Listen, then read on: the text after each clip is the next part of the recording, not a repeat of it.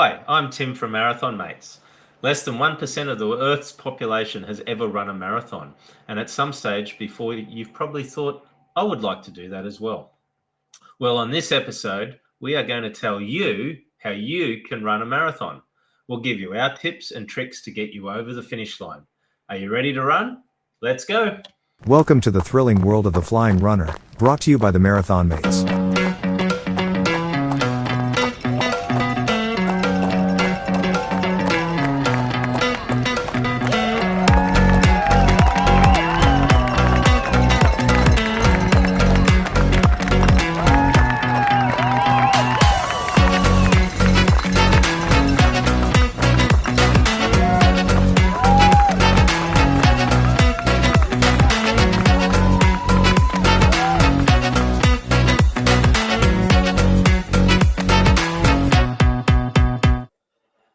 Hi everyone, welcome back to the Flying RuNR Podcast. This week we are going to give you, our listeners, some tips and tricks to get you through the training and over the finish line to complete your first ever marathon. We've heard the feedback from many of our listeners. We know you love the show, but you don't think you could ever run a marathon. You're inspired by some of our running adventures and would love to join us on some of those trips going forward, but you don't think it's possible. Well, here we are to dispel those thoughts and to get you up and running. Yep. The pun was intended. But before we do that, I'd like to introduce my marathon mates tonight. We've got Tony and Tara joining us, guys. How are you? And before you answer, I'm going to ask you something a little different tonight. What was the thing that really motivated you guys to step it up to the marathon distance? Where was your first marathon? And if you were to go through the experience again, what would you change? All right, I'm going to throw that to Tara because I forgot to take my cap off. So I'll just take that off and we'll talk to Tara. So my first marathon, I didn't really discuss this with Tim. I just sort of decided we were doing it and he had sort of no choice. We had just run Gold Coast half marathon. We'd just done a really, really good time. Both of us had achieved our goals that we wanted to achieve. Tim had always said to me, I'm never running a marathon. And I'm just like, oh, well, I will. So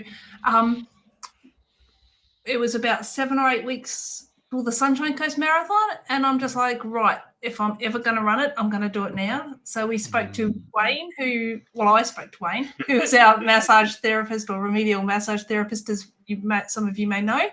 And him and I conspired to get Tim into this marathon. And there you go. That's how we did it. I wouldn't change anything about my first marathon. I still think that was my best marathon I've ever run. It was my favorite marathon and best time. And I met one of the most amazing people, Sarah Jane Hipwell, who you will know as well from a previous episode. So, yeah, wouldn't change a thing about that. Loved it. Got me hooked, and I still am chasing that dream again. What about you, Tony? Well, for me, it was not really me making a choice that I wanted to run a marathon. I mean, Sharon and I were doing 5, 10K fun runs. And then one day she just asked, I guess, do you want to run the New York Marathon after seeing, she was inspired by a lady at work and we saw some video out of the New York Marathon from some family we have in Brooklyn. And so she asked me, she said, do you want to run the New York Marathon? And I sarcastically and said, yeah, right.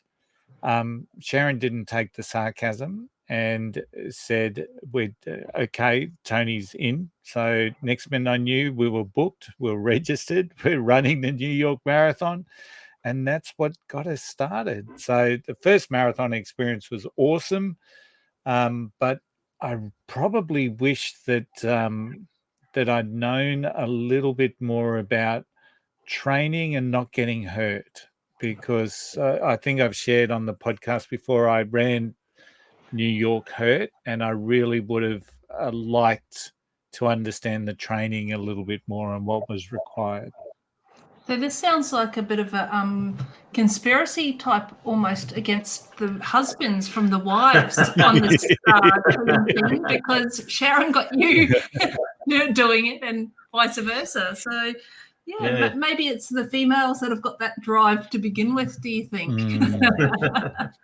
Don't know. I think for me, we stepped it up. We had very little time. We had 6-7 weeks preparation, so didn't have a lot of time to prepare to step up from a half to a full. But we also kept it very quiet. We didn't tell anybody that we were doing that. It was a surprise for everybody. So I guess we didn't have time to hear all the stories from everybody else and collect all the advice from our running friends at the time. We were able to block a lot of that stuff out. But we made mistakes. I made mistakes in my first marathon. I went out way too hard. As you do when you taper, you feel bulletproof for the first 10, 15 kilometers. Everything's clicking in. And then the dreaded sort of 25 to 35 kilometer stretch, that 10 kilometer stretch sort of hits you hard. And that's where it got me. I went sort of ridiculously quick. I was trying to slow myself down. I couldn't, and then burnt out between 25 and 35 and held on for the last 7Ks. So it was my fastest time. I must admit, I got emotional. Did you guys get emotional when you crossed the finish line? I was a bit teary-eyed and quite emotional that I made it across. Yeah, I did. I actually cried, or tried not to cry, but I was crossing the finish line, and the lady who was handing out at Sunshine Coast Marathon, you used to get a towel and the medal. She was handing me my towel and medal, and I'm just like, thank you. And she's like, is this your first marathon? I'm like, yes. So I must admit, I was quite emotional with my first one. Yeah, it's hard not to get emotional crossing that finish line for your first one. And as I've continued to run marathons, it's that emotion that you hold on to that will often get me through some of those challenging times, knowing how good it feels to finish. So yeah, and the pain comes the day after, but so does the planning for the next one, because you had so much fun doing it. So so it's a great experience, and I highly encourage people to think about stepping it up. If you have had those thoughts in the past, it's nothing to be scared of.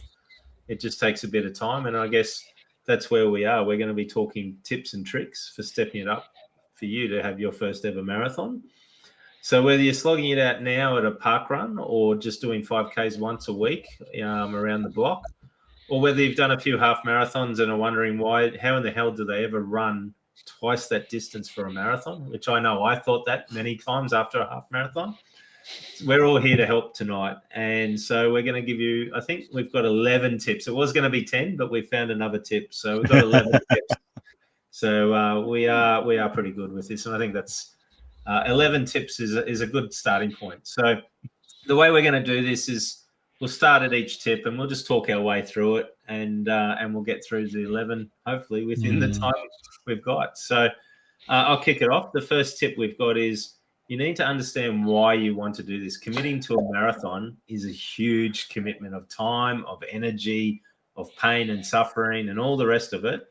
So you need to understand why you want to do it. You also need to understand, are you doing it just to complete it and to tick a box? Are you going for a particular time? And you need to understand the why. So what do you guys think of that? Is that a fair tip? Yeah, absolutely. I mean, you've got to know why you want to do it. You can't just go out there and just go, oh, well, I hear Tim and Tara doing a marathon, so I want to do it. I mean, that's great if you do want to do it, because we are. That's fantastic. But you've got to have your own personal want to do it. It's not something that you can just go out and go, I think I can run a marathon. You've got to have that drive and determination to actually finish a marathon. I think they say like 20% of it is training and 80% of it is mental. Look, I'm not 100% convinced on that. But there's a lot of mental components to it. So you do have to know your why, and you have to be strong in the head to be able to get through those tough times. So, yeah. I think sometimes your why may not necessarily be really evident either. So that's something to be thinking about. My why initially was just to keep my wife happy. happy house. And it's so that was my why to start the training and really start getting moving, I guess. So I had no concept of what time I was going to be running. I thought I could finish, but my why wasn't overly strong. It was just to make sure that I remained in the good books with Sharon. So I would agree that I think if you're setting off on your first marathon and your why is strong, whether it's personal goal, personal achievement, the satisfaction of achieving something, the ability to test yourself, whatever that is for you, I think is a great starting point, Tim. Yeah, I agree.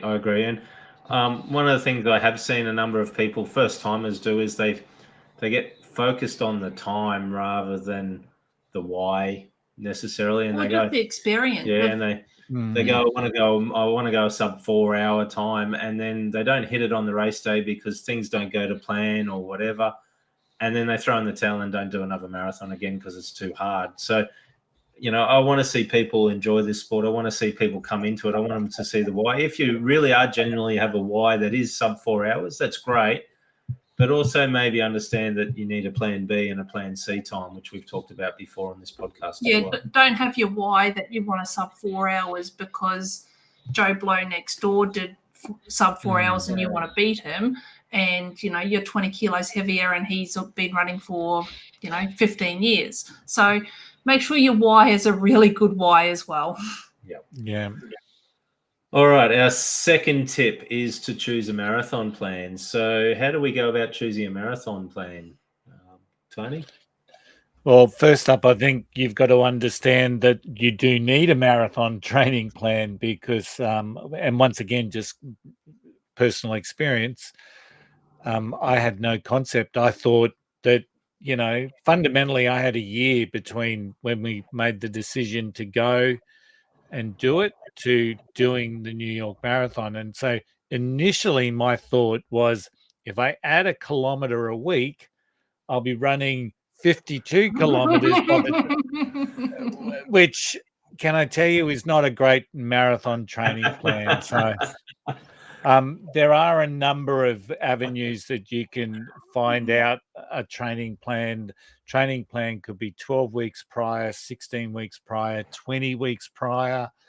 But yeah, I think it's a little bit about researching what's going to work for you. And if you've just come off a 5K, you've got to understand that you're probably going to need a 20-week plan.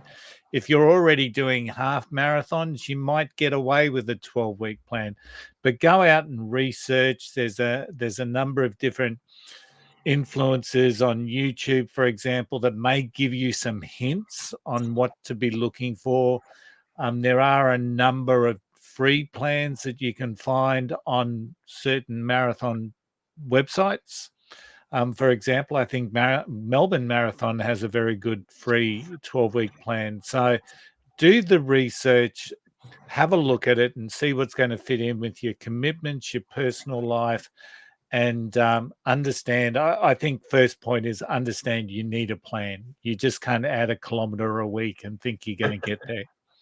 No. You can also hire, like we get our first marathon, we did only have 5 or 6 weeks of training for. However, we were at a really strong half marathon point. So we were very fit and strong before that. We weren't just at a point where we were starting from scratch and doing nothing.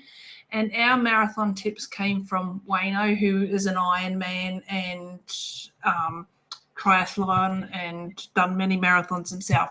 So he knew how our bodies worked already and what we should be doing. So we listened to him. However, you can hire coaches. So if you're running from scratch, get yourself a coach, pay for a coach if you need to, and they will have a look at your running form as well. So if you are concerned, maybe that's another option for you. However, if you are fairly confident with your running, a training plan there's lots of free ones, as Tony said. Yeah, and I think the other thing with the training plan is you've got to be conscious of what time commitments you can make each week. So, a long run for a marathon is going to be 3 hours, two and a half, 3.5 hours of time commitment 1 day a week. And then you're going to have maybe 3 or 4 other sessions during the week, whether they're strength sessions or running sessions as well that need to be included. So you need to understand the time commitments. And then there are multiple plans that have 3-day-a-week sessions or 4-day-a-week sessions. And as you say, if you have a longer time, a 20-week plan, it might chew into other things in your life. But you need to understand that. And the training plans don't just include running; they also include strength work and physio and cross training. And you've got to be committed. You can't just sit there and just go, "I'm only running," because your body's just going to collapse on you. You can't just run. You have to do the rest of the work with it. Yeah, and just the I suppose the last point from me is that one of the key areas that you will pick up advice is runners that you know, but just be mindful of that sometimes, because I met a runner after the Melbourne Marathon back in 2019 who told me quite proudly that he never drinks during a marathon while he's running a marathon. So that's 42.2 without hydration. That's not good. And I just thought, how stupid is that? And he's an experienced runner. His low 3-hour pace just doesn't drink during a marathon. So understand the basics of what your body needs, I guess, and understand that just because someone tells you one thing doesn't mean that it's gospel. Always just do some research and find out.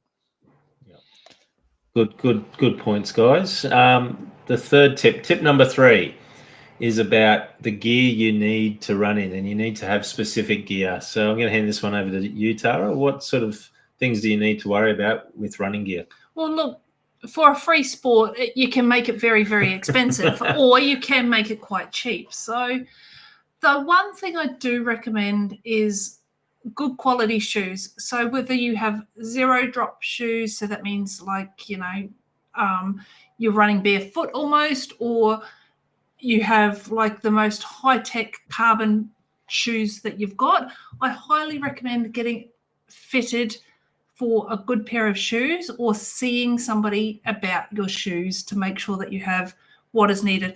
Please don't go out to Big W and get the Dunlop Volleys and then think that they are good for your training for a marathon. I can guarantee you are going to be very, very sore afterwards without the cushioning you need. So shoes is one of my main things that I would have to probably say is important. Just invest in that. Yeah, very much so. Shoes are probably if you're going to make an investment in your running, that's the place to do it. There's a number of good sources. You can find out what style of shoe is going to be best for yourself. A number of sports, some of the better running or running shops and Athlete's Foot, for example, they can analyze your the gait or how your foot lands, and can give you some advice, and if need be, go see a podiatrist. So just to get those things measured, and invest in a good quality pair of shoes. But also what I found handy was just having a good watch that can track, because that helped me maintain interest, keep me inspired, keep me energized, because I was able to track improvement. I think that's always important as well. And as a stats man that you are, that is very, very important to you. Absolutely. No, but I think the watch also gives you that self-confidence as well. So you're right, Tony, it gives you the stats, but a lot of them also tell you if you've been productive or if you're not unproductive. And you might think, oh, yeah, that was a tough run. But then you'll look at your watch, it's analyzed your data, and it said that was actually a productive run. So it can actually give you a bit of extra confidence just out of the watch doing its own self-analysis. And I do know of a few friends that have actually picked up on health problems having like their Apple Watch or the Garmin watch, and it's picked up different things on their heart rate or something like that. So look, there's the health benefits as well, that you may be able to pick up something that you may not know that you have. The other bit of advice I would recommend is good quality moisture wicking clothing to wear, proper running clothing. Don't just buy, gym wear and think the gym wear is going to suit. But on top of that, for particularly us blokes, but also the women out there, chafing does become an issue. And, we use a product, Tara and I use a product called Body Glide. It's pretty common in the running industry. You rub it all over your bits where you tend to rub on your body, on your clothing. Under your arms, your groin, your nipples, those sort of areas, and you actually then don't chafe when you're running. So it makes it a bit more comfortable. And as a female, I highly recommend a very good running bra. Don't skimp on the running bras. Yeah. So, invest in the gear. It can be expensive, as Tara sort of alluded to. It is a cheap sport, you think it should be a cheap sport, but it does cost a bit to get the right gear. But once you get the right gear, it makes life a lot simpler. All right. Tip number 4 is around how do we prevent injuries during training? Tony? Yeah, this is the bit that I really would have loved to have known. So bear in mind, my first training for a marathon, I was wearing a pair of shoes that I bought because they were on a discount table in a small country town in New South Wales. So once again, if I'd listened to that first advice of investing in a good pair of shoes, I probably may have not have injured. But I think that there's a lot here. So Tara's already mentioned the thing around strength exercising and doing some stretching, etc., etc. I think that's really important, and that's something that us blokes especially are not good at. You see, as we get older, we start to freeze up and we're not stretching and we're not doing specific strength exercises. Running is great, but you're not going to exercise every muscle by running. So you need a lot of support muscles to help you run better. So understand strength training, get into a very good stretch process, whether you're doing that as part of your warm up, and you should also be stretching as part of your cool down. So there's little things like that I think can really help you prevent injuries. And your old chestnut, the classic of listening to your body, just continues to reverberate around in my head. If I'm out for a run and I feel a tweak or a twinge, and especially with my calves, I'll just slow down, concentrate on my mechanics, and understand if it's something worse or whether it's just something that just said, hey, you did this wrong that once, but just keep going. So listening to your body is really, really important. Focusing on that posture when you are running as well is really important. So having a slumped forward posture and your shoulders hunched forward, your head down, your hips are pushed back, that's not going to help with any sort of injuries that you want to prevent. So what was your one that you were saying? Pelvis forward. You got to tilt your pelvis forward, and I know it's one of those things we noticed it on our long run recently. Just as you start to tire towards the end, the old chestnut used to be pretend you've got a piece of string on the top of your head and somebody's pulling it up. Well, the reality of doing that is it pulls your pelvis and your hips forward. And if you've got your hips forward, it actually brings you back into your more natural position and reduces some of that fatigue and injury.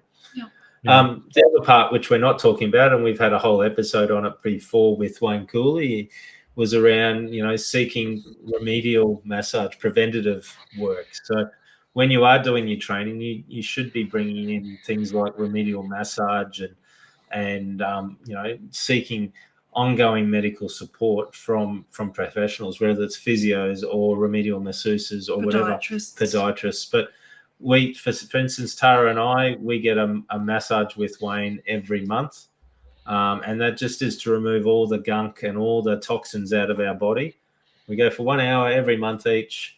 And then we found that really beneficial. If we don't do that, we find we get really heavy legs. Our muscles will start to get really knotted, and that's when injuries come into it as well. So getting the massage and looking after your body, eating and drinking well. So knowing that when you've done a long run, the first thing you should be doing is putting protein back into your body to repair your muscles. And they say that within the first 20 minutes or so, if you can get protein into your body within 20 minutes of doing strenuous exercise, you'll have maximum gain on the repairs of your body. So learn to take protein. We have protein balls, which are like little chocolate balls that Tara makes up with protein powder in them. Oats and oats and things like that. We have a couple of those after we finish our long runs, or we'll put down. We do a protein shake exactly the same. So, within the first 20-25 minutes of the run, we'll be putting some protein into our body that way. So that almost covers tip 5 as well at the same time there, Tim. Nutritionally, you have to also fuel your body before your run to prevent injuries. So don't just sit there and go, oh, cool, I'm just going to go for a 20K run. And some people can get away with not eating. I like a banana. But of course I do. But look, it's a good idea to have something in your stomach a little bit of time before you run. Like, you don't have to go and eat a whole lot of bacon and eggs and porridge and all the rest of it. Just something that has got a bit of protein in it. Obviously, you don't want something heavy because you're not going to run very well with something heavy in it. But make sure your nutrition is good prior to your run as well, because that will help with your recovery afterwards. Yeah, so definitely, tip 5, which we're on now, is all about nutrition. And best bit of advice I can give is for Tara and I, it worked really well. We actually used our health insurance. We have extras on there that allowed us to go and see a nutritionist, and we were able to talk to a nutritionist about developing a sports dietitian or sports nutritionist, whatever. We were able to get a nutritional plan for us to how to eat properly when we're doing our long runs, how to recover out of those long runs, and also what we need to do on race day and prepare in the days leading up to race day. So we've got a lot out of that. It didn't cost us a lot because it was an extra on the health insurance as well. And with everything with nutrition as well, it's always important to test these things while you're training. So there's a number of different companies out there that can provide you with fueling and gels and even bars for example, a pre-workout or pre-run. Test them out while you're training. Don't try anything new nutritionally or hydration wise on race day. It's even so that at the moment, when we're recording this episode, I'm training for Tokyo, and Tokyo has a certain a fluid on Pocari their Sweat. course, Pocari Sweat. Pocari Sweat, yep. And we have already, we actually prepped for Pocari Sweat back in 2020. So now we've gone down the local Asian supermarket. We've got our Pocari Sweat. So we'll start feeding, getting used to the taste again while we're out running and after our run. So it's just important, test it while you're training. It is much easier to stop and have a toilet break if need be on a training circuit than what it is to do it while you're in the middle of New York City. And I like that one, Tony, because it is a good idea to have a look at what is on course prior to your run. So, for example, Boston, I think, has got Gatorade or something like that. It's like, that's not going to go into my stomach very well. So I know that I won't be taking that. And I know that from previous races that I've been on and seen it on there, tried it previously, and it's like, no, that doesn't work for me. Whereas Tim, Mr. Iron Gut over here, can have anything in his stomach and he'll be fine. Whereas I just have one thing that's a little bit different, and that's the end of my race. So trial it, as Tony said, before you get to race day. Yeah, and again, using that theme of, we've said many times before on this podcast, comparison is the thief of joy. Just because something works for somebody else, or somebody is a world record holder and they recommend you use a certain product, doesn't mean it's going to work for you. So don't compare yourself to others. Don't take things just because that's what everyone else is doing. Get the thing that works for you. All right, the next tip is around how do I handle long runs mentally. Now, this is the hard bit. It is going to get hard if you're progress in your training plan. You're going to get to distances up around 30 kilometers for a couple of weeks before you go to race day. It is going to be challenging, but how do you deal with that mentally, guys? What are your tips for that? Look, I just think to myself when I get to that really, really tough point in my run, why am I doing this? Coming back to my why. Do I want to catch an Uber home? No. And it's okay to stop and walk. You don't have to run the whole entire training run. It's okay to do walk, run intervals. So mentally, I think about the people that can't run. I think about my why. And I think back to my doctor as well that told me I would never run again after my back accident when I broke my back and spine and pelvis and all the rest of it, and was told I would never run again. And I'm like, I'll keep proving you wrong. So everyone has their own mental strength as to why they do it. You've got to work out what yours is and what drives you to keep going, I guess. Yeah, very much so. It's really the mindset, and bear in mind if you're coming off a 5K history of running and then moving up to the marathon. I mean, you're looking at a 20-week process. You're looking at initially your long runs might be 6Ks. And that may be daunting for some people out there, and that's okay because we've all been through that journey. And coming back from my injury, 6Ks seemed like forever for me. So it is about setting yourself mentally. It is about having that strategy that if you need to break it, whether it's a loop process or we do compass runs, for example, that work for us, if you can break it down into smaller distances. And sometimes you might be, one of the things that really stands out here is that concept of run the mile or the kilometer that you're in. Yep. And I think that's really important. Don't get ahead of yourself. Finish where you're at. Continue to think, okay, I'm in the 8th kilometer. I'm now in the 9th kilometer, and just really focus and be present and just try and enjoy it too. I think, how do I handle long runs mentally? Sometimes I've just got to look around and laugh. Sometimes I've just got to look at a dog and say, wow, how cool's that pup? Every now and again, I've just got to wave to a stranger because that's the sort of mood that I'm in. And every now and again, I'll have an argument with Sharon about something. There's all these things that distract you while you're running, which are positive, and all of a sudden, or you put on your favorite song. There's all sorts of things that you can be thinking about that can work for you. Yeah, and the other thing is a couple of things that I'll add to that is, one is that mental work that's happening there in the training run is actually a positive. It's good for you because you're going to need that mental toughness on race day in the marathon. But the other thing to do that can help with some of that is you can run with somebody else. So there are running clubs. There are people out there that run, some friends. Like, we're fortunate, both of us run with our significant others. But if you can run with somebody, it does break it back a little bit. You're not feeling isolated and alone, and you're not looking at your watch at 4:30, 5 o'clock in the morning, and you're at the start line ready to go for your run for the morning, knowing you got 3.5 hours in front of you.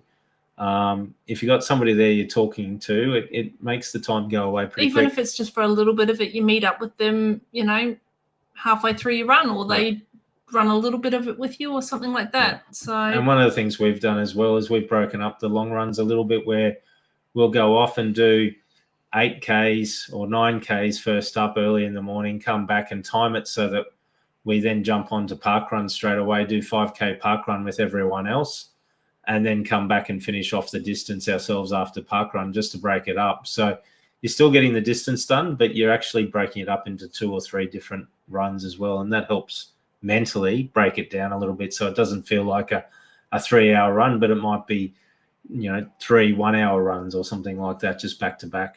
Also, just focusing on something in the distance. Like, I know the bridge that we run on has got these big gantries across the top of it, and I think they're about 500 meters in between each gantry. Exactly 500. And so I just sit there and just go, right, I can run to the next gantry, and that's how I get myself going. So you can do like lamp posts or something like that. It's like, right, I'm not going to walk until I get to the next lamp post, or I'll walk between this lamp post and that lamp post, but then I've got to run 4 lamp posts or something like that. So that might be another way that you could work your mental strength out as well. Yeah, I also use the long run for me. I have a lot of strategic type work that I do for my job. And I tend to use the long run to work through strategies and work through initiatives that I want to roll out in the business that I'm in. So I find the long run's actually good because I can change my mind from running to those initiatives or strategies I'm working on. And I can more or less have it all mapped out after a good long run, that I can hit the office the first thing on Monday morning after a long run on a Sunday, and I can just smash it out and say, here's my strategy. So if you can think of other things or use it as a time to de-stress, but at the same time work on something else, it's a good time for that as well. I guess that comes into tip 8, where you can manage your time more effectively for training. So you're managing your work time and your training time, I guess. You're jumping ahead because we haven't done tip 7 yet. Oh, tip 7. Sorry. I'm too far ahead on this one.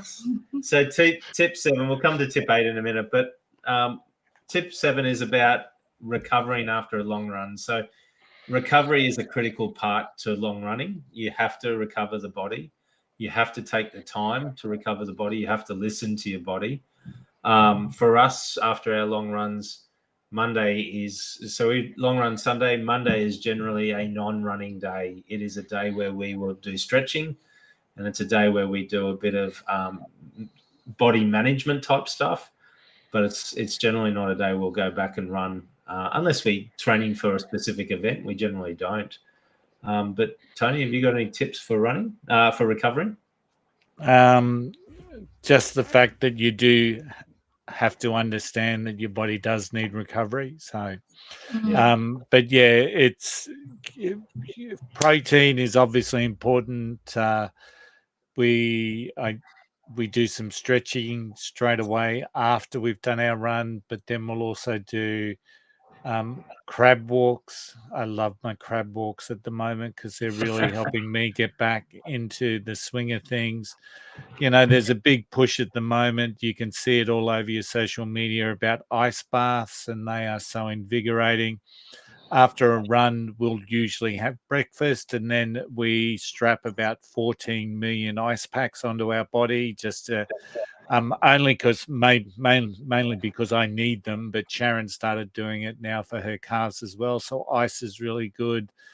Foam rolling is really good for the majority of people. Personally, I find it really frustrating, but a lot of people benefit from foam rolling. But yeah, understand that it's definitely needed, and you just can't keep running or you're going to push yourself into more injury, which is what we don't want to do.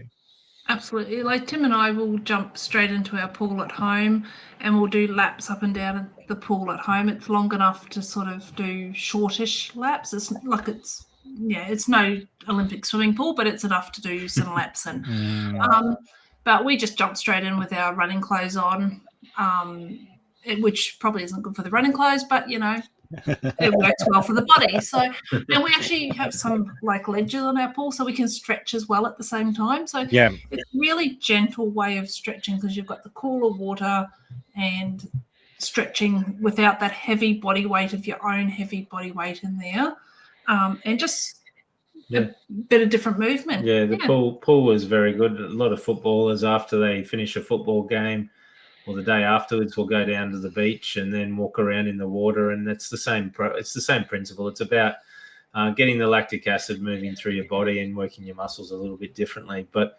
rest days are important. If there's a rest day built into your plan, don't go and run on it. It's there for a reason. It's there to rest your body, and rest days are just as important as your running days. So make sure you do that. All right, Tara, tip 8. Yes, managing your time. So yes, tip 8 is about managing time effectively for training. It can be it can be hard.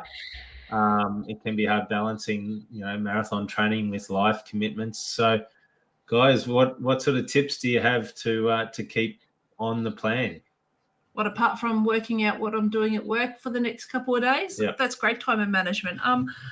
I use my time in the morning for me. So when I go running in the morning, I actually look at that as my time. Even though I'm with you, sometimes we don't even have to talk when we're out running, but it is my time. It is my time where I don't have a screen in front of me. I don't have anything else happening in my life. If I don't want music, if I don't want a podcast, if I don't want to listen to anybody, it is just me and my own thoughts. And it's really important to have that. But I think the time management, you have to make that time yourself, whether it be half an hour, whatever. Just go to bed at 9:30 instead of 10 o'clock and wake up half an hour earlier or something like that. I think learning to have less time in front of a screen and more time sleeping. Dreaming. And dream. Yeah. Less screen time, more dreaming time. That's right. Oh. Yeah. There's the t-shirt in that. Yeah. What I think there's a lot of stereotypes around runners planning their life around their running, and in many ways it's actually true. So we aim first thing on a Saturday morning to get our long run done for the week, and often if someone says, "Oh, do you want to do breakfast on Sunday on the weekend?" and we'll say, "Oh yeah, we can do it on Sunday," or so we're always trying to shuffle. That being said, this week we've actually got breakfast on Saturday and we're doing our long run on Sunday. But yeah, it's just about trying to find that happy medium. We're up every morning at 4:45 to get out and about, and whether it's we walk for 4 or we run for 4, it's always the same. We're just out there every morning. It's part of our routine. Afternoon training's now part of reality for us, so getting home from work and still getting that motivation to put your running clothes on, and whether it's a run or yoga or stretch and strength in the lounge room. So it's just about trying to find that balance, and committing to it somewhere along the track.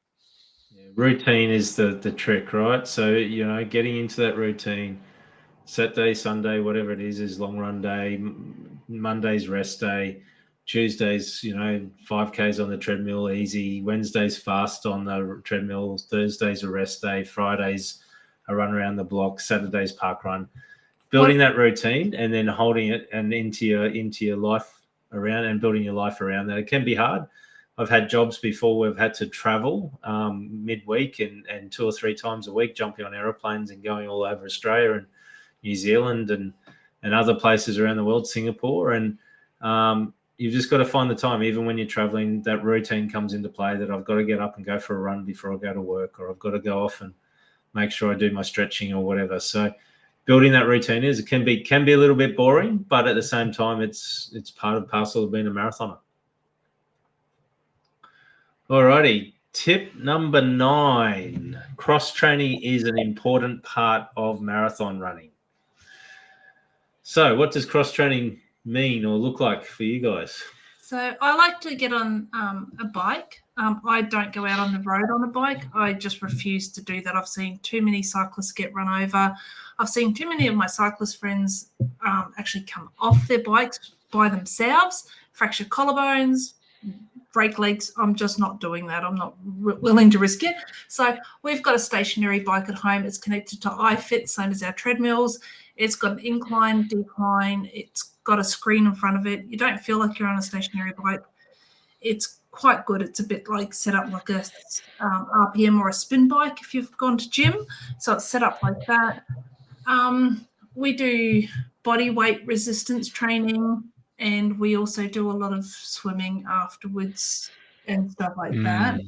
But cross training is super, super important. Core strength is one of the major things that you have to be working on when you're a runner. Core is everything as a runner, and I am very, very guilty of letting that lax. And as soon as that laxes, your back goes, your neck goes, your legs go, so just keep up the strength work is really. What about you, Tim? What about your cross training? Well, I do the same, but it's really good to break up the boredom and work muscles differently. I find it. Yeah, for me, it's MMA. So, that hardcore. Did you just say MMA? Yeah. Yep. No, of course. Right. I'm kidding. No. But I'm just like, am I learning something new about you, Tony? Is this how you really break your ankle? Yeah, no, I don't do MMA, but yeah, cross training is so important. The interesting thing about your core is that, as you know, as I've been coming back from my injury, I've had trouble with my back and my hip. Started to focus on building some core, doing some planking exercises, etc., and all of a sudden the pain that I'm getting out of my back and my hip are being reduced. Now there's a whole range of stuff that I'm doing as well, but I think if you can have a really strong core, it holds your body in shape and provides the support that you need. So yeah, whether it's yoga, strength, stretch, the key thing is to be doing something. Swimming's good, walking, doing aqua running in a pool is good. So Lunges, squats. yeah, all just do those. something Yep. that you enjoy. It would be my advice there with cross training. Do something that you enjoy. If you enjoy getting down the local soccer park and kicking a ball into a goal, do it. That's exactly. different. It's exercising something new. Yep, 100%. All right. Tip 10 is around race day logistics. What do I need to do and how do I approach race day logistics? Leave it to Tim, and he does it all for me. Yeah. Get used to going to the Portaloos. Yeah, and the ones in Europe and America are very, very different to the ones here in Australia. Trust Very me. much so. Steel yourself for that. Prepare yourself for things that you should never see. All right, well, I'm going to get serious. I'm going to pick the right race for me. We were serious. I know you are. Weren't we, Tara? Prepare yourself for the Portaloos.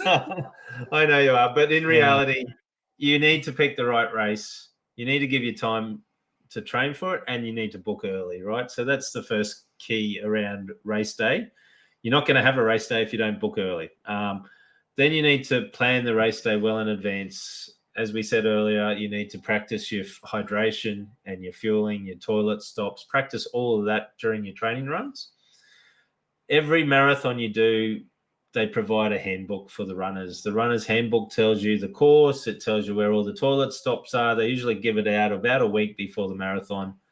Read it. In there, they'll tell you where to do your bag drops, what time you need to be at your corrals by. It's really important to read that race day handbook and understand all of those logistics, including parking. Yeah, it's very important to read it. Don't get to the Tokyo Marathon start without your smartphone. When that is one of the requirements that you must run with your smartphone in the Tokyo Marathon, and then wonder why you're not allowed on course. So So, and also you've got to read it, because otherwise you'll go onto some of those Facebook groups and ask the same question that everyone else who hasn't read the book asks. And there is going to be someone that gives you a very smart ass answer, which you may think is gospel, and then you do show up to Tokyo without your smartphone because Mrs. Smarty Pants has told you it's not needed. Read the handbook. You'll find Tony trolling people, you'll find me trolling people, and you'll find our friend Lucia, who was on a few weeks ago talking about Run Disney races, trolling people as well. She's well known for that as well. So we don't really troll people. Please don't put it that way. That is not true. But we do. You do see it. Read the handbook. It's really important. Also understand things like where to park, how do you get around. A lot of races, they provide transport from where the finish line is to where the start line is, or vice versa, and you need to understand how that works. Do you need a special wristband that you got to pick up from the expo? Do you need to be at the expo 2 days beforehand to pick up your race bib? You need to understand all that and plan it all out. Every race is different, and just because you've done a half marathon race doesn't mean it's going to be the same for the marathon. You need to understand that they are all very different. And one more tip on there is new clothing on race day. If you have not worn it for a run beforehand, please don't wear it for the run on the day. I see so many people wearing like their finisher's shirt or the shirt they've picked up from the expo, and I just think to myself, that hasn't been washed. It's the dust. What happens if it's a thing? Yeah.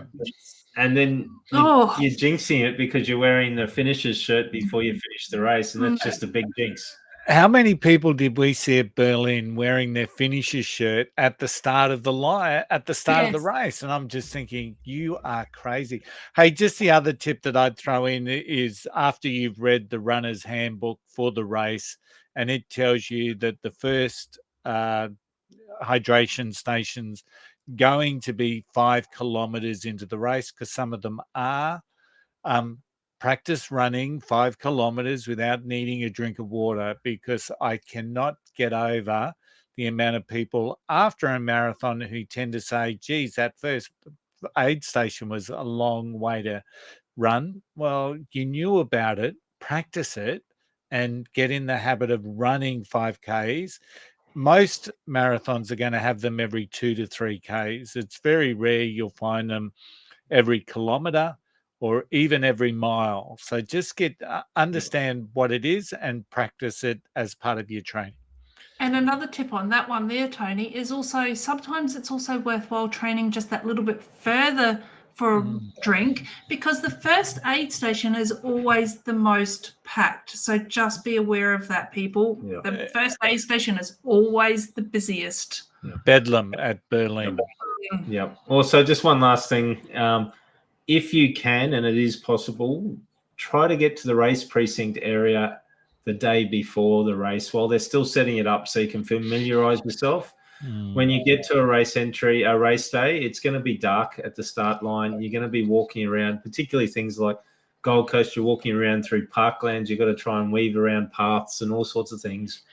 If you know where the bag drops are, if you know where the starting corrals are, if you know where the portaloos are before the race, because you've been there the day before, it just gets rid of a lot of that nervousness, but also some of that frustration you might feel at the start because you're feeling rushed because you haven't done all the things you think you need to do. Yeah, that anxiety is real. And it's always a good idea when you're running a marathon to have some wet wipes or something in part of on your kit somewhere, but under no circumstances poo in the bushes, right? Under no circumstances. Even if you're in Berlin at the Tiergarten where the start line is.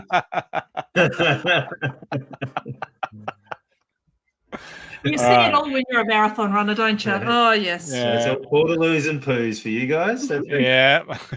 All right. And our last tip tonight is around the mental challenges we might face. And there are going to be many highs and many lows during a marathon race.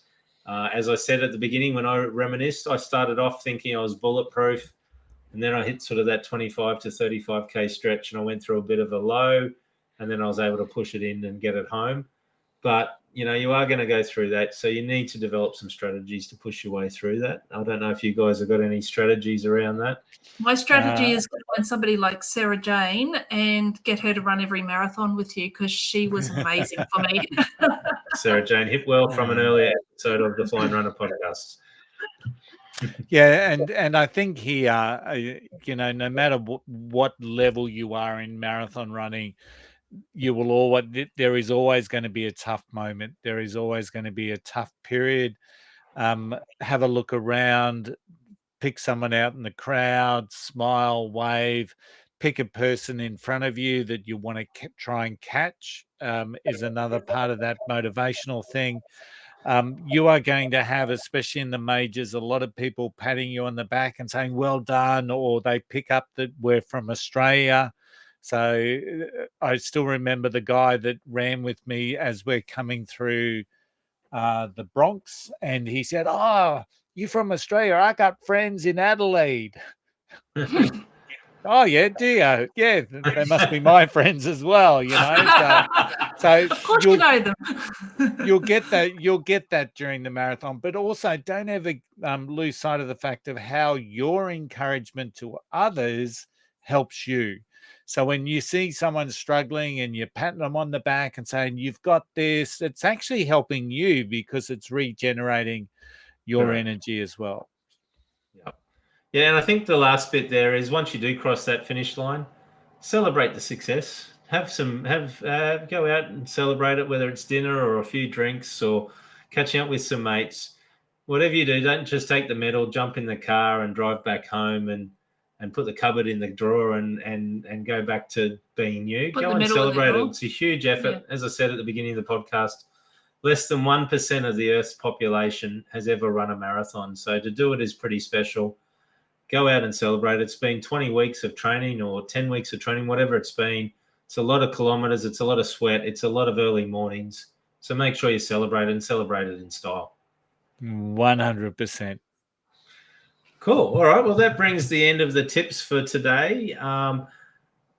I think that's been good. I'm pretty fired up. How are you, Tara? Yeah, I'm super fired up after that one. I have known all of these tips before I ran my first marathon, in all honesty. I did go into probably a little bit gung-ho going, yep, right, I've got 5 weeks and I can do this. And admittedly, yes, I was probably very lucky and fluked that one. So, yeah. So that is all we've got for this week now. But we're going to have to ask Tim for his tip. Now, are we going to make this into his little miniature podcast? It's a smaller one today. Right, so okay. Yeah. So this week it'll be a challenge that Tony and Tara have to be quiet after the tip and not extend Tim's tip to Tim's, Tony, and Tara's tip. All right. So I'm just doing the tip. What you guys add in is what you guys add in. My tip this week is to take it easy and build up in small increments when building up the distance. So don't go crazy. Don't go and put 5 to 10 kilometers on as an increase. It will only fatigue the body and lead to injury. So take it in small incremental doses.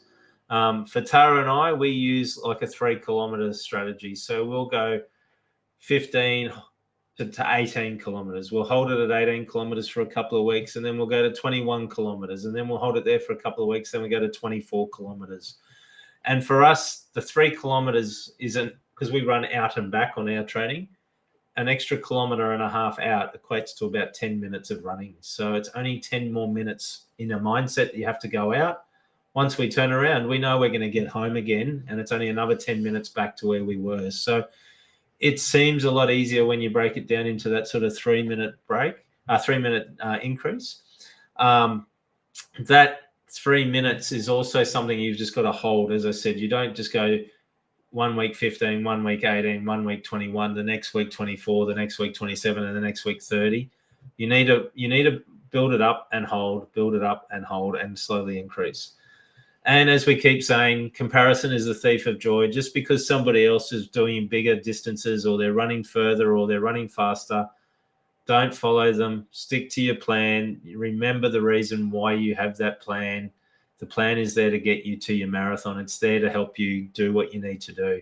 Just because somebody else is doing something more or different, that's fine. Let them do that. But stick to your plan and build up your distances in smaller amounts.